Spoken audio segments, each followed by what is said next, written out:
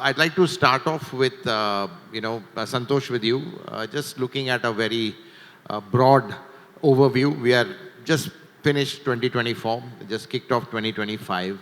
So just your thoughts on the luxury car market. 2024 was a record year. I think we crossed around overall close to 50,000.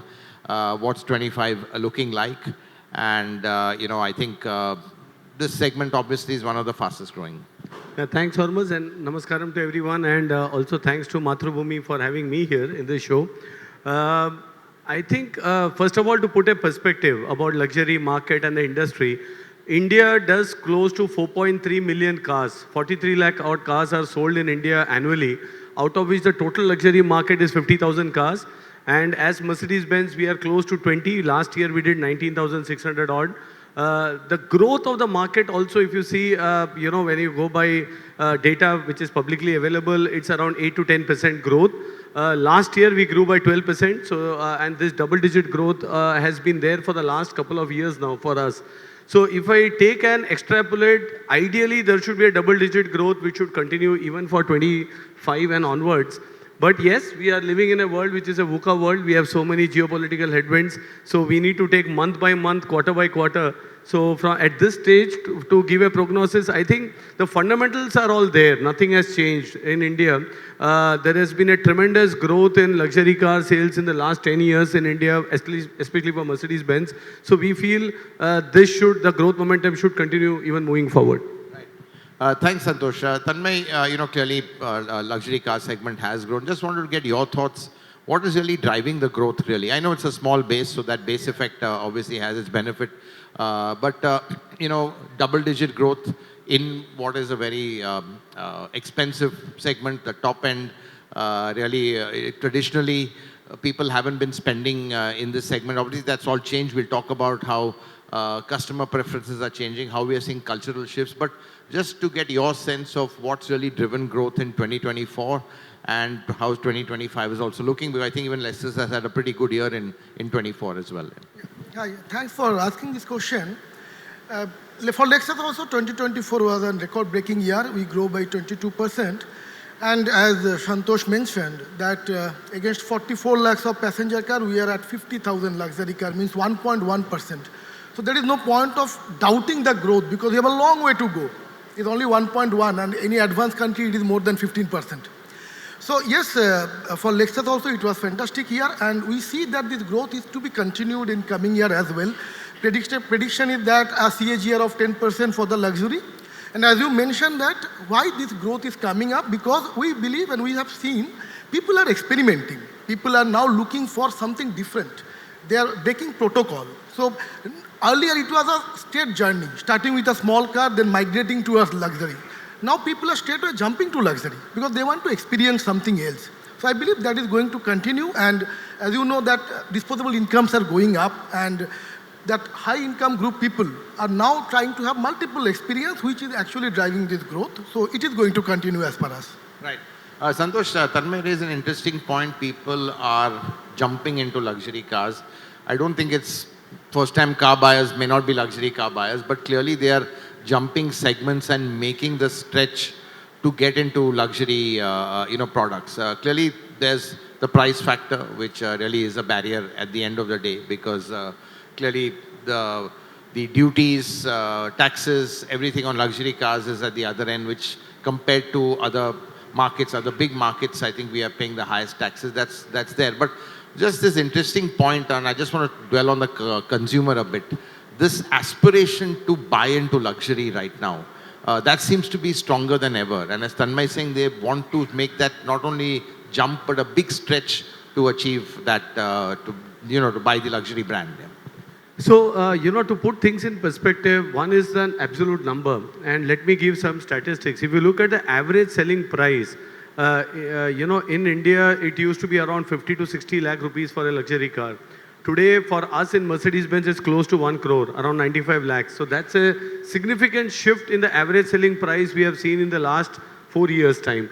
So consumers are not only buying luxury, they are also buying top-end luxury, because for them, it makes a lot of sense then to upgrade to core segment or to the top-end segment. The entry luxury, still we see stress in a form where either you compete on price But in terms of value, as you rightly said, the taxation in India makes these cars so expensive that the customer doesn't see as much as value as much as they see in a core or a top-end segment. So I think what India is seeing is a very different consumption. I would say India would be in the top 10 markets for sure for Maybach, for example, in the world, which is very different compared to entry-level cars. So the common perception that entry is what sells is not as true in Indian context. And I think we as Mercedes-Benz are also quite happy because globally the average selling price of a luxury car is 100,000 euros. And India is already there now, almost there, a couple of thousand euros. So it's not just the volume, but the structure of the market, which is going up. And the customers are mostly now the second generation customers. So they go out, they are working abroad or they studied abroad, they are driving these cars. And now when they come back, they put pressure on the conservative mom and dad saying, hey, I know you don't need a mass market car, we can do the job, but why don't we indulge? Why don't we drive and experience better things in life? And that's what something driving that consumption. And then they straight migrate into the core and the top end segment. So I think that's a very encouraging sign when you look at the structure of the market. And therefore, we should not just look at the volume growth, but the structure growth. Right.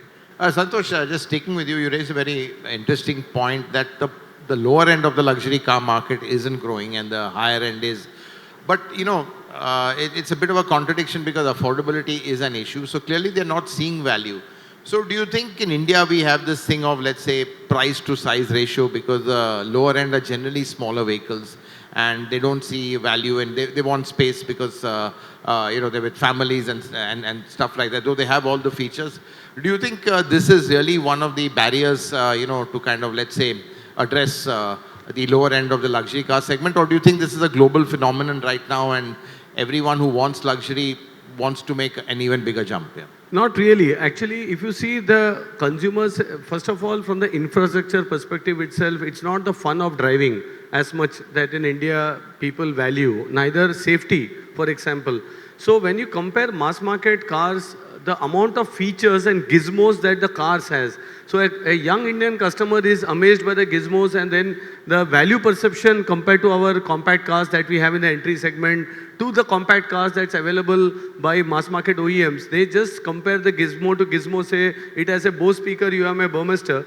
But to appreciate a Burmester 3D surround and a Bose is different. They are but that sensitivity is still not there. So that's why this starts building up as you move up the ladder. And it's also a known, I've been telling this, that, we sell cars because a lot of consumers feel that Mercedes-Benz is expensive and we are making a lot of money in India maybe because they are super expensive cars. But when you look at our entry segment, the cars we sell in India are cheaper than what we sell in Germany. 48% is taken by the central government by tax, and 21% in Kerala, or 22%. Our partner here was mentioning us over lunch, is taken by the state government. So if you now add these two, close to 70% by the government. So all of you who buy any car, I am saying a car which is more than 4 meters, 70% is taken by the government and 30% is kept. Now, for an OEM to make a car with the 30% money, you tend to compromise.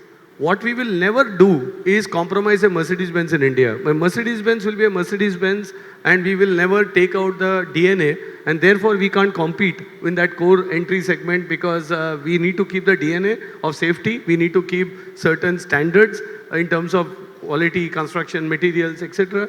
And this is something that's why not only us, but I feel the overall luxury market, if you see, struggles a bit when it comes to the entry segment.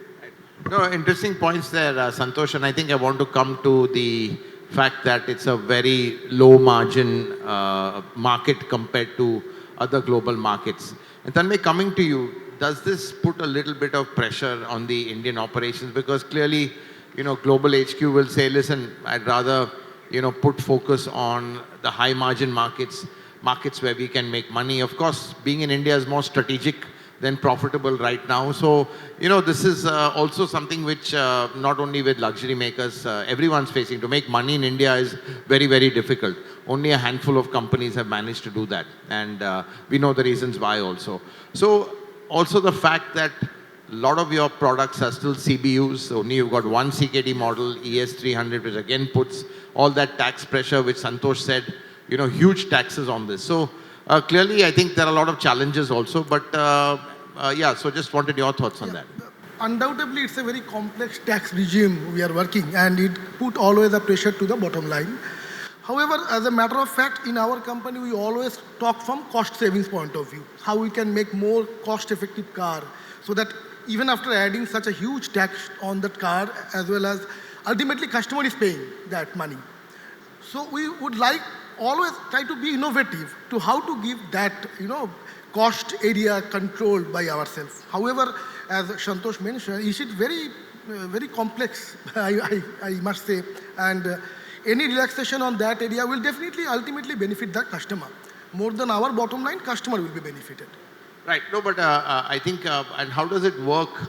As Santosh said, especially on CBUs, taxes are really crazy. I mean, it takes a 2x time. So how does Lexus operate in this situation? I mean, do you have to kind of work on the margins, so that you give more benefit to the customer? Just trying to eke out all, let's say, cost efficiencies wherever you can.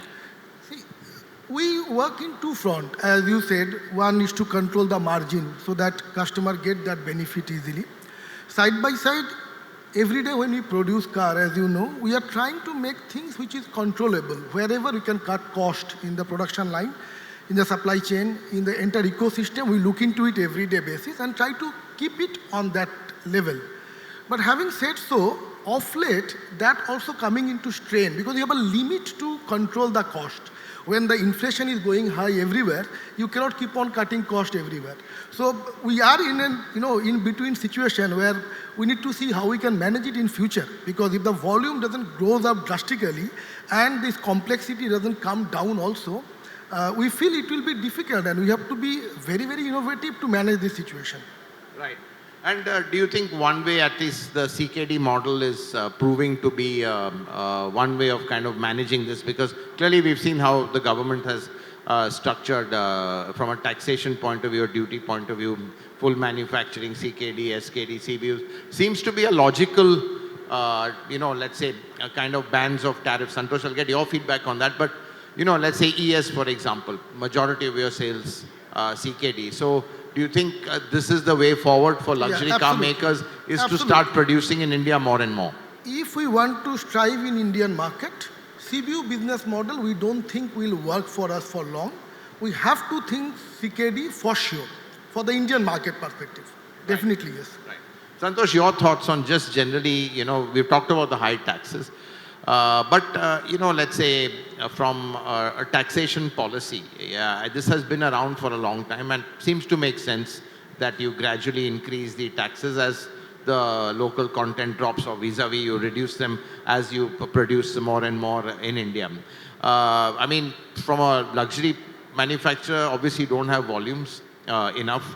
It's a bit of a catch-22 situation. If you had the volumes, you could localize even more.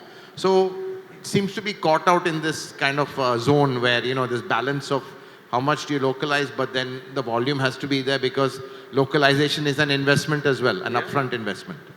No, I think this is a big dilemma for sure. So what we are trying to do is we have a purchasing office in India which is trying to see can Indian suppliers take care in the global ecosystem. That's one. Second, we have an R&D set up in Bangalore which has around 10,000 people doing a lot of R&D. And I would say we have more than 500 patents filed out of that setup. So I think there is a lot of such work which is happening out of India for a luxury car manufacturer like us. We have an NBFC which is today 10,000 crores in India in terms of portfolio size. But can we now do more localization to bring costs down? That's not an easy argument because globally, for luxury car players, factories are built closer to market. So if you see for Mercedes-Benz, we have a factory in the US, we have a factory in China, we have a factory in Germany. German is our home place for Europe.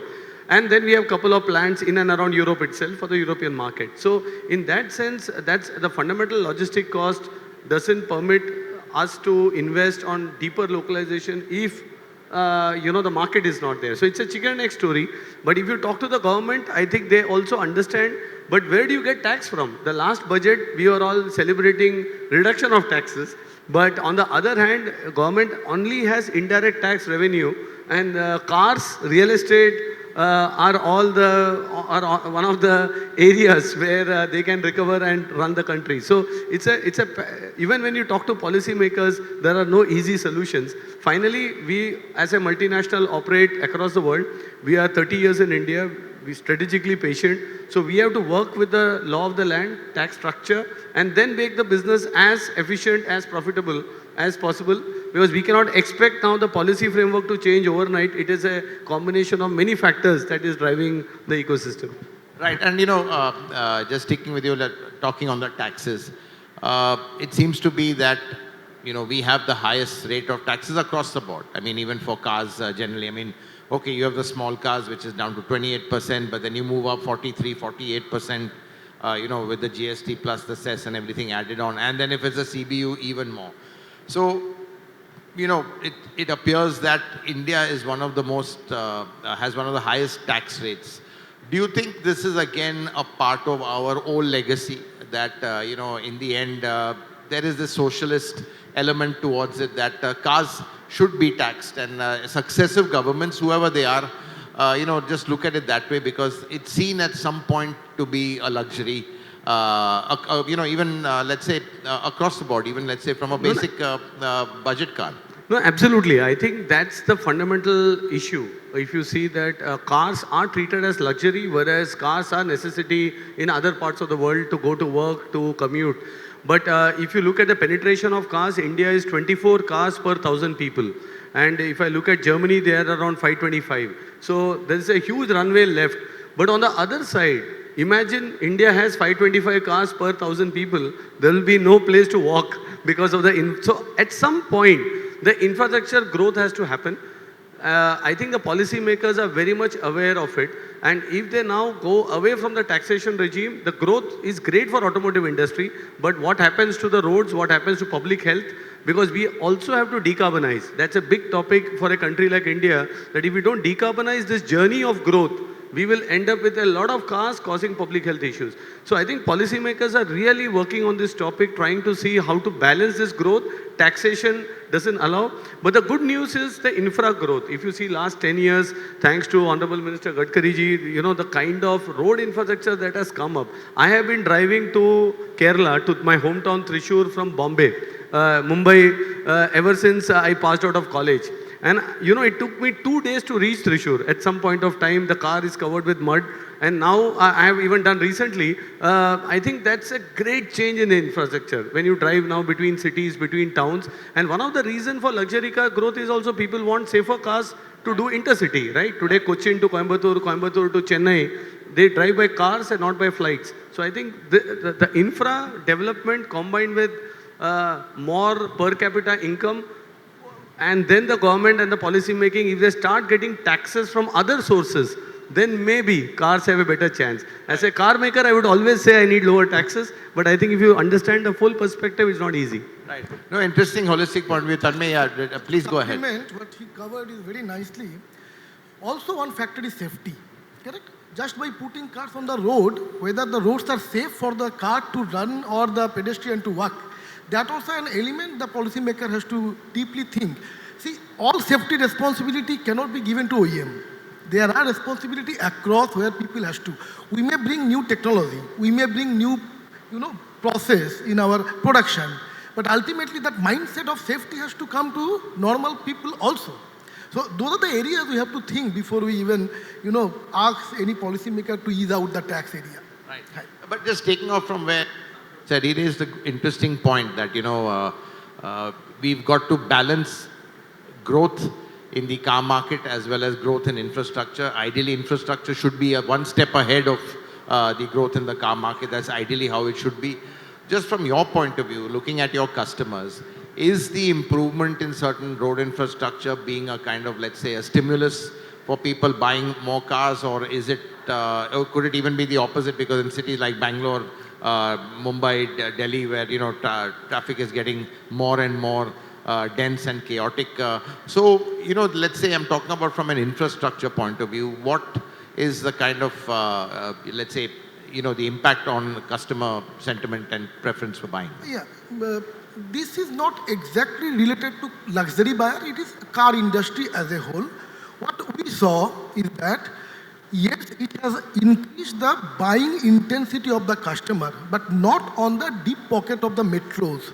Rather deep pocket of the A and B cities, where the highways has come, lot of new roads has come, which was never existed earlier. So those people you now started buying it. However, metro still struggle with the very source space of car movement, and people are very scared to take the luxury car outside their home because of bad driving habits of others. So it's a mix. Basically, this kind of growth because of infrastructure is driven by the A and B category cities. Metro, a kind of struggle still going on. But metro, where Hormazd stays in the southern part of Mumbai, I saw the luxury car penetration because we do pin code wise analysis, and I have more than 2 lakh cars in India now. So that has already reached 5%. So South Bombay for me is already developed market, kind of a penetration of luxury cars. Then we come to the Midwest Bombay, it's 2.5%. And if you go towards Thana, it's around 1%. So overall Bombay is 2.5% penetration compared to the 1% what we mentioned at the start of the discussion for rest of India. So even within India, there are different Indias, and within a city, there are different cities. And that just shows the diversity and the potential, both that if the whole of India moves towards South Bombay, I think we are in a different business here. No, that's a fascinating insight, Santhosh, and that's where I want to stick on with both of you all is the consumer and the customer. Are we seeing a sudden cultural shift also in the way they are looking at luxury cars? Because let's be honest, previous generations, our father's generation, grandfather's generation, people had wealth, but it was seen as a bit of a taboo to spend on a luxury car. It was too ostentatious. Do you think with the new generation, especially after COVID, especially after social media, that we are finding a culture or a generation where they want to flaunt their luxury cars and they don't, feel bad about it? I mean, we've had some leading families have the most ostentatious weddings. So, at that level, it's seen that, it seems to be fine to do that. So do you think there's a big cultural shift in the new generation and buying luxury cars is now, not such a taboo as it was?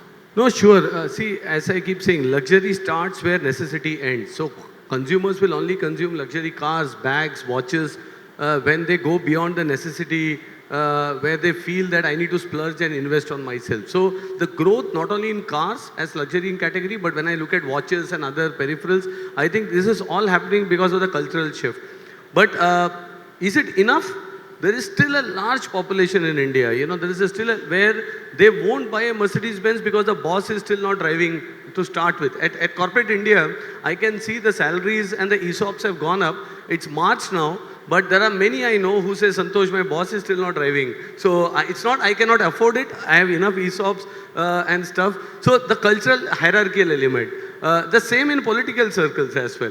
They have an hierarchy of castes and then they think who will drive what. Similar in families, joint families, hierarchy of cars. Of course, they bring an S-Class saying if I give the dad the S-Class then I can buy any other car. So this is something very much still prevalent. But yes, as I said, youngsters coming abroad, studying, a lot of people traveling out of India. What is happening is then they are driving those cars in Europe, US, and then when they come back, they say, hey, now I know the difference between what I'm using here and maybe what some of these cars offer, and I should shift. But frankly, we are not still happy. We need further, faster growth. And I was in the news for the SIP comment saying that, consumers are not spending, but they're investing. I was amused that the day the union budget was declared, the next day there was a full-page ad on SIP saying, please invest this money back.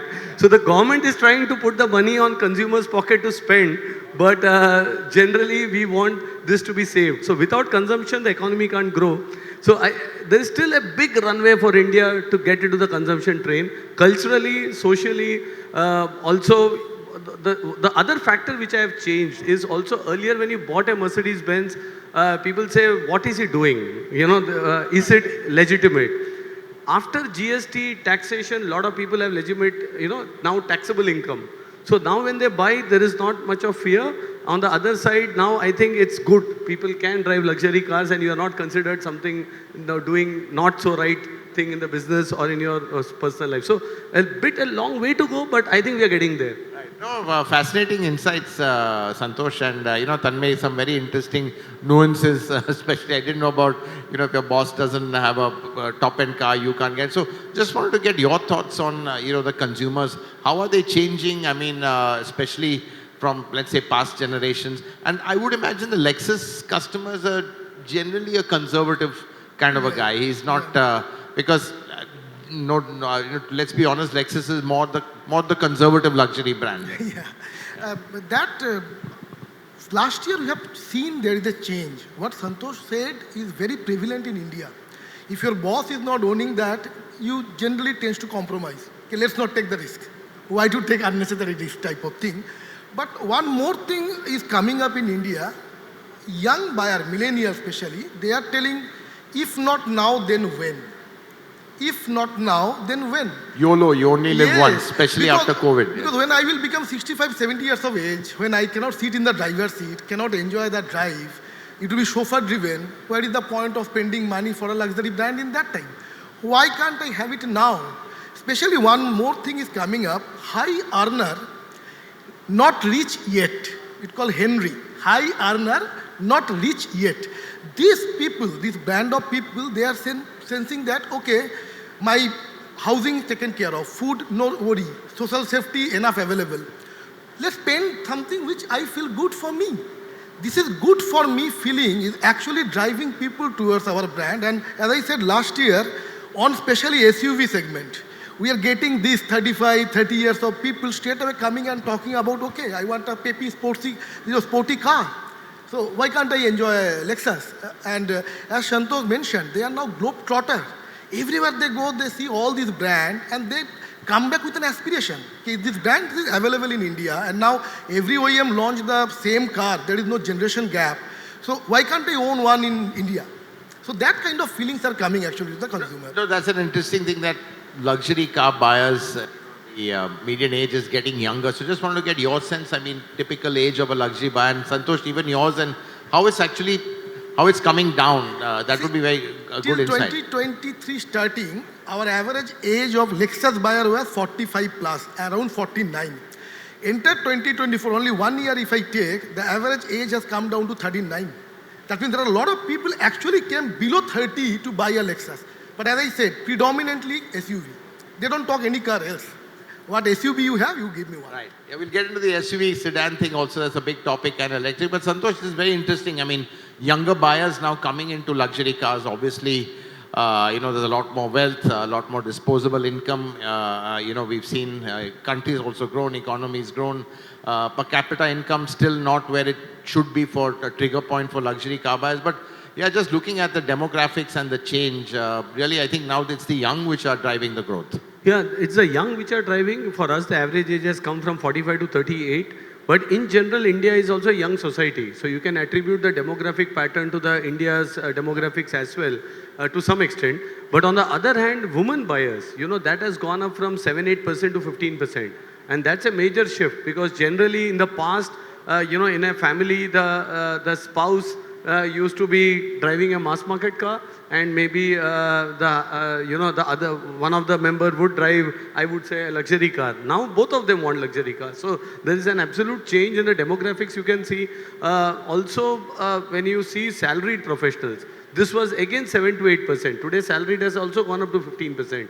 So again, that just shows that because that's a structural change in the market. It's not dependent on just corporate or HNI and businessmen. It's also some of these new demographics, new salaried and self-employed or professionals who are now coming into the luxury segment and buying cars. Right, and what Tanmay talked about, everyone getting more and more into SUVs. Clearly, that is the flavor of the month. In the mass market, we've seen almost every other body style disappearing.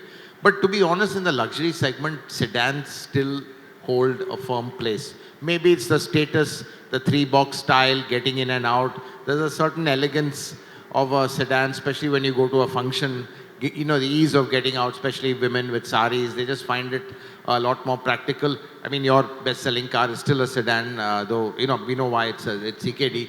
But the whole sedan to SUV kind of shift towards SUVs, it seems that luxury car segment is probably going to be the last man standing for sedans, though it's a small segment, because sedans do have a certain value and status at the top end. Yeah, no, apart from what you said, Hormazd, you mentioned once, we were having a chat, you said, Santhosh, it's just law of physics. Sedans are any day better than SUVs. Remember, we had this conversation. Absolutely. And I think for anybody who loves to have a comfortable ride, it's sedans, to be honest. Why are consumers in India buying SUVs? For two reasons. One, infrastructure, roads, flooding, potholes, speed breakers. So they just want that safety, psychological safety with a SUV. When there is a other vehicle around you, you tend to feel more safe in an SUV compared to that. And the second is that value for money proposition. You get more for similar pricing. And therefore, a lot of customers tend to go. But if somebody needs to really have comfort in terms of back seat, front seat, driving down, I think nothing to beat a sedan. For us in Mercedes-Benz, our largest selling car is a sedan, the E-Class, the long wheelbase E-Class there. Also, we have close to 45-50% share in sedans. Also, luxury segment customers are a bit more mature, maybe. So that's also, they know this compared to mass market where now it's like just a craze. They just want to go for any SUV that is there. All launches are in the SUV space. So I think maturity of customers followed by the real technical aspect of a sedan advantage over an SUV for long drives. So sedans will stay. That's a firm belief. No, good insights over there, Santosh. And as you clearly said, the E-Class, I was just driving it, the E450 before I left, and I tell you the comfort, the ride, and as you said, it's physics because SUVs are higher, so the suspension automatically has to be stiffer to compensate for the body roll. So the suspension generally is not as comfortable as a sedans. But again, Tanmay, talking about, you talked about the shift to SUVs. Clearly, I think that is even, let's say, a shift we cannot avoid even at the top end. And I think it even depends brand to brand. You've got some very exciting SUVs in your portfolio. So does that also kind of push more towards the SUV segment? Yes, because our SUVs compared to our sedan look younger. It feels younger, right? Exactly. Although, as you said very correctly, our major sale came from sedan, and the demand for in sedan going to stay here. It is not going to die down like the mass market. So we will continue selling sedan, and it will come down to a growth level of our estimate, roughly 10% year on year. It will keep on growing that market, sedan market. But growth driver, maybe because of small base we are feeling it now, the growth driver remains the SUV.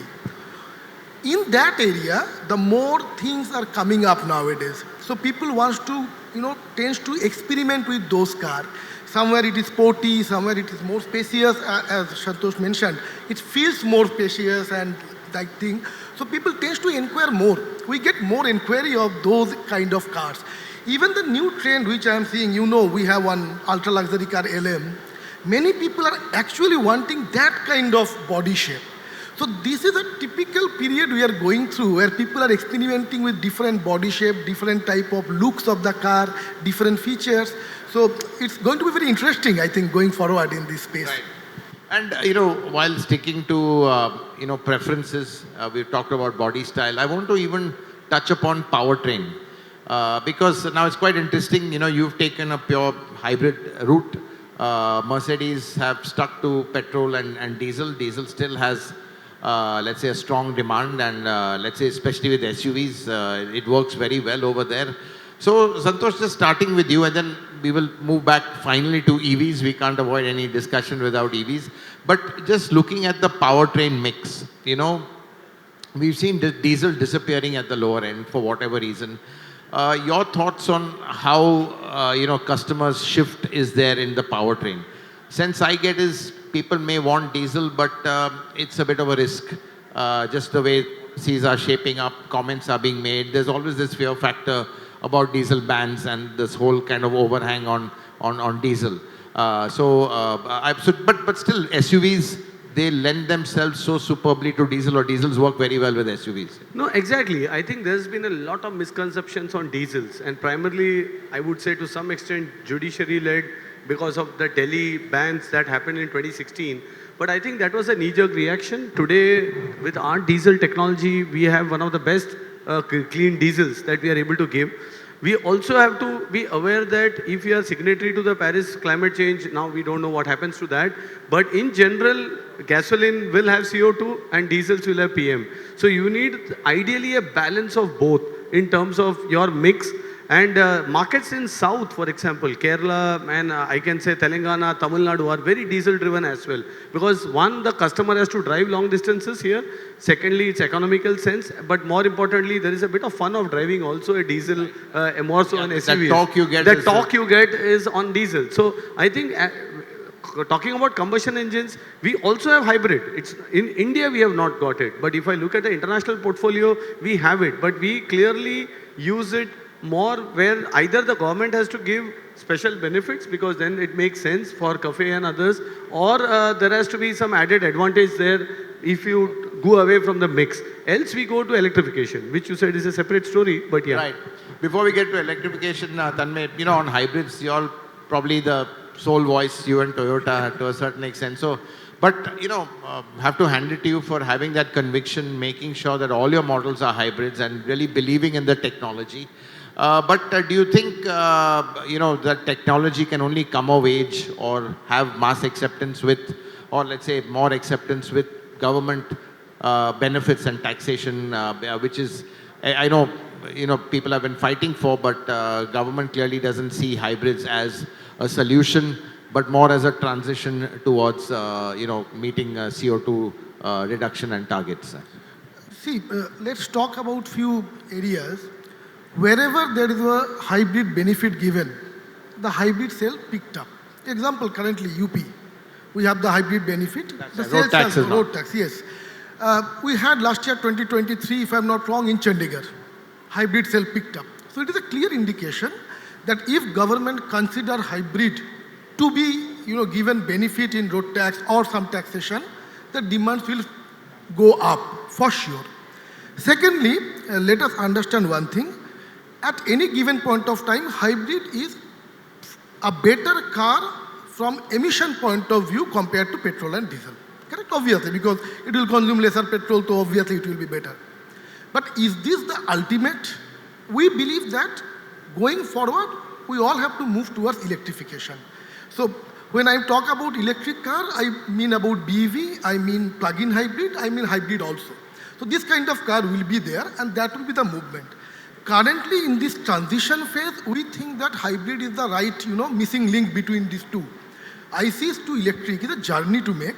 So hybrid can be in between for time being, and ultimately we move towards electrification. So with this philosophy, all our cars are hybrid as of now, but we will be having ICE car also this year. And as a company, we have taken a decision to be a multi-pathway. So everything is there, moving towards electrification. Obviously. I think Lexus has chosen to go full electric in a certain period of time. Yeah, but when we talk about electric, it includes plug-in hybrid and hybrid also. Right. Not battery as a sole. Electrified vehicles. Yes, electrified vehicle. Yes. Right. So just to wrap up, I think we are running out of time on the EV side. What is your sense? I mean, you all are not there yet, but I'm sure you all must be studying the market, and I'm sure Santhosh will be able to give a more kind of actual details. But from your point of view, when do you think, the, let's say, pivot is going to come towards electrification in luxury cars? Because the sense one gets, it's the first segment to kind of adopt and adapt faster than other segments for multiple reasons. People have home charging, they can afford it, they have multiple cars, all that sort of thing. Yeah. I will address this by quoting our Prime Minister in this Auto Expo. He told by end of this decade, the electric vehicle will be 8 times. The probability is there, it will be 8 times. So that means there is a high adaptability of electric car in all segments of the society. And as you know, luxury buyer can afford all these things. They are not so much concerned about infrastructure because they can create their own infrastructure. So they will be the first to adopt this faster. However, I don't know how mass segment will move because I can see there are also many players are coming. Many electric vehicles are getting sold. So adaptability or adoption of electric vehicle in luxury is going to continue as per us, and it will take space going forward. So we have to be very carefully observe this movement. Santosh, your thoughts and if you can, elaborate on the whole EV piece. Because I think it's even linked to the mass market. Now, 2025, we are seeing a lot of mass market players coming into the market. Right now, our EV penetration overall is about 2.1%. It wouldn't be surprising if it doubled to maybe even 4%. Clearly, that's scope for a lot of piggybacking on the mass market for the luxury car. And because whatever it is, the noise is more on EVs, charging infra will automatically improve. You're not just a small niche lone voice in this segment. And Mercedes also has very successfully kind of, in terms of EV adoption and penetration, has been pretty good with your models. Clearly, the luxury space, the adoption is much, much higher, as we had talked about. But just given the context of even the mass market now poised to take off, I think the opportunities are huge. No doubt. Actually, we are sitting in a state which has one of the highest penetration of EVs in India, around 12% for us in luxury for Mercedes-Benz, and compared to all India at 6%. So it clearly shows consumers are ready. They are ready to shift. But let me bring a different perspective. If you look at the two-wheelers, because there these are customers who are buying for utilitarian needs. There the penetration is already 20-25%, and I think that clearly shows that if scooters. And there if you see that if there are products available, right options available, consumers are shifting. Now, if you look at mass market, except two players with two cars, we never had any option. And if I compare that with the overall mass market brands, options, trim, levels, portfolio, at every 10,000 rupees, there is a combustion engine car. That's not an EV. So it's unfair to put the entire technology argument against combustion engine. On the other side, I keep saying there's no choice for decarbonizing at this stage in terms of technology. So now it's up to the government to also say how fast we want to go. Because if they put aggressive targets, auto industry is 8% of the GDP today. And if any sales, because it's an expensive technology, it will also have an effect on the economy, job creation, everything else. So this calibrated approach will determine the pace of transformation combined with state government incentives, continuation of GST. But with more and more players coming, surely the buzzword is positive now. Last year, same time, we had many people saying, why EV? Now at least you can say, why not or which EV? So you must be getting mail saying which EV is better, at least earlier. So I think the narrative is changing, and it's a matter of time that more and more of us are convinced with more options also available. Right, and just from a customer point of view, I mean, for reasons which we said, what is the typical EV customer? Obviously, most of them, I'm sure, have home charging, which is one of the biggest triggers, because whatever you say, public charging is a hassle. They have multiple cars. So because people still feel that the EV can't be your only car. And I'm sure in a luxury car household, it's never the only car. But do you think these two factors play to the benefit of, let's say, adoption and growth in the luxury EV market? No, that's true. There is no doubt there is a huge anxiety on the charging infrastructure. Not every housing society is able to give it. In Kerala, you have an advantage of independent houses. Therefore, a lot of people don't find this. But when you come to metros, wherever there are flats and societies, you have it. So the charging, for me, the infra is there. But today, you don't know if you go there, you get a parking slot, whether the charger is working. Can you pay? Because you need 3 to 4 apps on your phone to pay for charging. Right. So I think democratization of charging, I've been saying that there has to be a UPI moment in charging where one app from the car head unit, you are able to clear it off and it shows you whether the charger is available and you can pre-book. It's a matter of time. I think next 24 to 36 months, India will see a revolution on all of these areas. Yeah, I mean, I think on that, I would always say that you try to make the EV charging as painless as filling fuel. Might even mean you have an attendant with a gun just plugging in and swiping your credit card, because we as a culture are not used to filling our own fuel, and then to put a charging gun is it's a lot of anxiety. It's a leap of faith actually. Exactly. To put a gun inside the car. That's right. So no, I think that's been great. I think clearly we've seen, but last question, absolutely last question, very quickly. You know, a very exciting time with the luxury car segment, lot of growth, lot of opportunities. We've seen how the customers have changed, but still, how do we get out of that 1% of the total market? It's still minuscule, it's still just a fraction. Just quick thoughts from your, is it finally the per capita income which is holding us back? Motorization, as you said, about 24 cars per 1,000 people. Is it just, frankly, affordability, which again is affected by the high tax rates? So a question of per capita income and taxes coming down, would that finally be? Because you look at other markets, look at China, it's just crazy. You know, we're just hundreds of times more. I mean, it's a multiple, exponentially more. So just a quick thing, still 1%. What will it take to at least jump to a, 4 5%? I think you mentioned a combination of factors, but the one thing can be the changing demographics that we feel which is happening in India, which will have a propensity to indulge more, as also what we were discussing, the YOLO phenomena, etc. That should drive consumption a bit more, because wealth is there in India. I think we all know that. Wealth is there in pockets, and in that sense, can we get that out to consume for today and just not wait for tomorrow to save? And then I think the cultural topic is huge. You know, we not only earn for ourselves, we earn for kids and grandkids as well. So that something, this will change with culture, with time. We don't expect a silver bullet that in the next 3 years it will have a hockey stick. The hockey stick will happen if the taxes change or something else, macroeconomically something is different. But otherwise, it will be a consistent, slow, double-digit growth. Right. Tanmay, last... Almost similar in line, only one addition. Like mass market, every market of India has to contribute towards luxury. Currently, you have pockets like Bombay, Delhi, Bangalore, Kerala, like that. If every state start contributing towards EV, the jump has to happen everywhere. Obviously, we will be. Will it happen immediately? Definitely not. Right. But will it happen in future? Definitely yes, because the trend will come. Thank you. Thank you. Thanks, Tanmay. Thanks, Santosh, for a very, let's say, how do I say, interactive, insightful discussion. A lot of food for thought as well. Loved your insights. Clearly, you all are really very, very close to the pulse of the customer, and it's a very dynamic market. And with that, I'd like to close the session, but we still have time to take a few questions. So if there are any questions from the audience, we'd be happy to take them.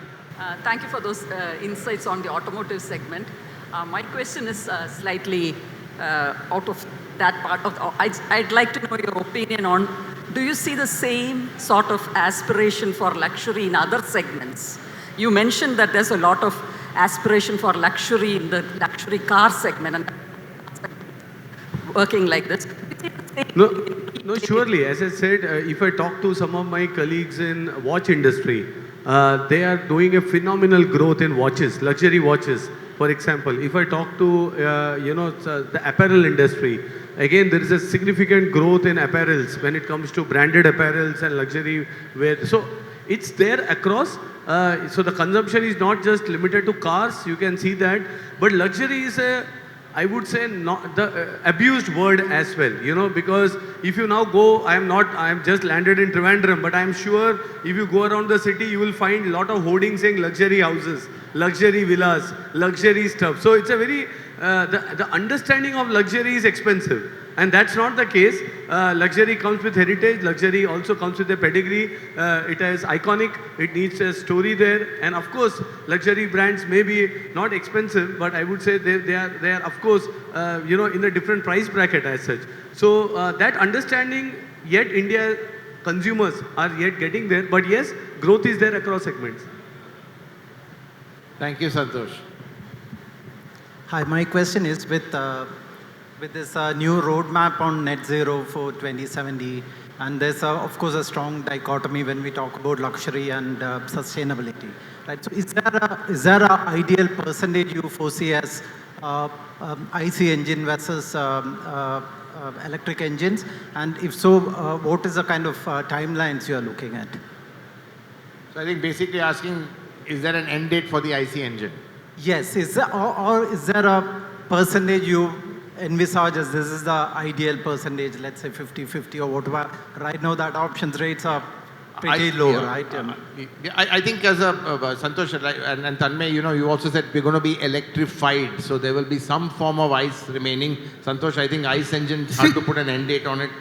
Maybe in some markets they're going to, in Europe, UK, they put an end date, 2035. So some markets have that. But I don't think we will see this in India at all. I don't think there's an end date. I don't think so. I don't think so. India will be a graveyard of IC engine. It's going to stay. All the technology going to coexist in India. We will have ICE, we will have BEV, we have electrified. So India is a huge market, huge. So there will be demand for all type of technology. Yeah, our view is it is up to the government. If you see, India is also very strong on solar. Our own Cochin airport, and you can see, was one of the trendsetter in India when it comes to electrification using clean power. So as our share, if you see the current union budget also, there is a lot of allocation on nuclear power, for example. So there is a big thrust to go out of oil because this is India's biggest import bill. And if that's something the government policymakers, as Hormazd said, Europe has decided 2035 as of today. If the policymakers decide, then it can happen overnight. If you leave it to the industry, it will be like what he said, up to perpetuity, slowly but surely. Right, I think we have time for maybe just one more question. So this is regarding the aspirational India that is now purchasing luxury items. So I'm just trying to peg you to other luxury items. You know that you talked about your consumers being of the age between 38 to 45. The next generation coming up who are purchasing luxury items have punished some of the big luxury brands such as LVMH and so on because of environment, sustainability and ethical sourcing. How are you trying to address this in the future as luxury car brands? It's a very good question actually, because I think we didn't talk about sustainability. I think you touched upon a very important point, and I'm glad that you brought this up. For us, we clearly say that there is no luxury without sustainability. It's not an option. So we are not only looking at tailpipe emissions, because there is a lot of discussion about electric, right? We have been discussing electrification, but for us, it's the well to wheel. The entire supplier ecosystem that we need to check. We need to see where the energy source is coming from, what amount we can recycle. So if you now take our current cars as well, we have reached 95% recycling elements. You know, in our new EQS, the entire floor mat is made out of a fishing net, for example, and so on and so forth. So we are very conscious of the materials that we are using in the car. It has to be recyclable or usage of recycled material in the car. Let's talk about battery. We have reached a recycle rate of 99.5% now on the battery. We have huge factories now which can recycle. So the batteries of today, because one of the biggest argument on electrification is responsible mining, is it coming and what happens to the environment? Let me say that there is no technology today where your mines of the future are in the car that we sell today. Which means the electric car sold today will be the mines of the future, because after 15, 20 years, you take these batteries, recycle, repurpose and again use them. So a big agenda is on decarbonizing. We call it as Mercedes-Benz Ambition 2039, where we have committed, we are the only automotive brand to have put a date and said, irrespective of decarbonizing, what happens because of the policy making, we will be carbon neutral. Because they both are separate topics and we need to be carbon neutral somehow. But on the other side, the electrification is one of the route, and of course, we need to get there. Hope that answers the question. Yeah, thanks. Thanks very much. Just to add one point, you talked about something ethical sourcing and all. Just to add, we have, every OEM I believe, we have a very strong ecosystem development policy for everywhere. Example, majority of our suppliers, they are, reutilizing the water. They are dependent on the groundwater is very minimal.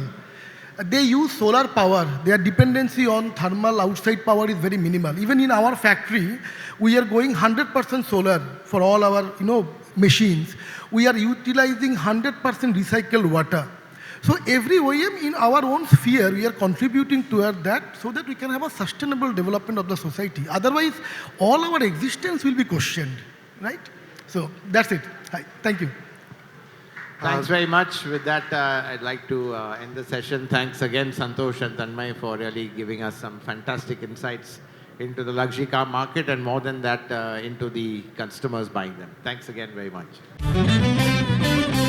Thank you.